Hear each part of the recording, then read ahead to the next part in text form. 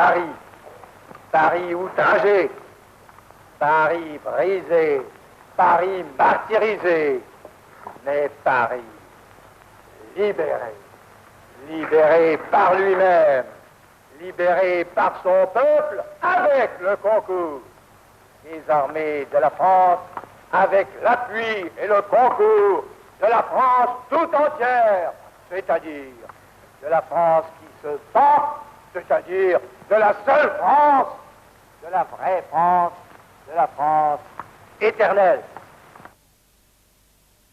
Très rapidement, parce que les chiffres des durations dans les PDT, je les ai déjà donnés dans le compte rendu du colloque de 1984.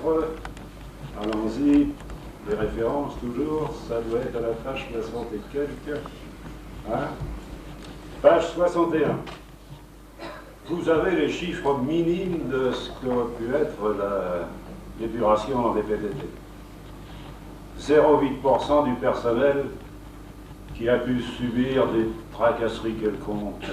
Ça n'a pas été plus loin que des révocations, dans le pire des cas, des mises à la retraite d'office, que je minime, et puis après des blâmes. Il y avait eu des avertissements.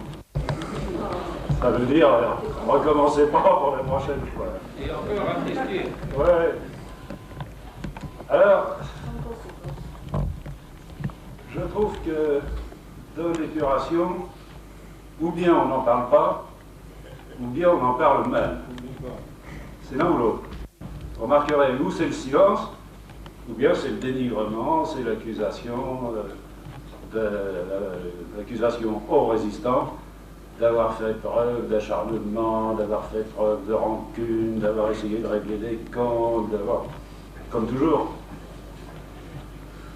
Je maintiens que la faiblesse des chiffres de l'épuration montre que les résistants, au lendemain de la guerre, n'ont pas fait preuve ni d'acharnement, ni de rancune, ni de rien du tout. Mais il y avait quand même des personnages dont l'attitude avait été absolument scandaleuse et avait nui. Le camarade de Paris 18 l'a rappelé tout à l'heure que l'équipe de Cougnac a agi dans tout Paris, pas seulement à Paris 18, pour essayer d'empêcher la grève insurrectionnelle. Plus tout ce qui s'était fait, les dénonciations qui s'étaient faites sous l'occupation, dans les PDT comme ailleurs. Il y avait donc des actes qui devaient subir une sanction. Je terminerai sur ce point en disant que de plus, la plupart de ces sanctions ont été levées au bout de 5 ans. Ceux pour qui ça a duré le plus, c'est 5 ans.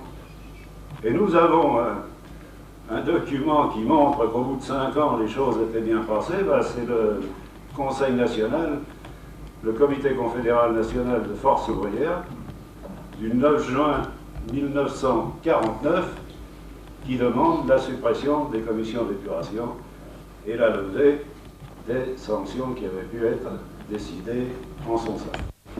Parce que suivant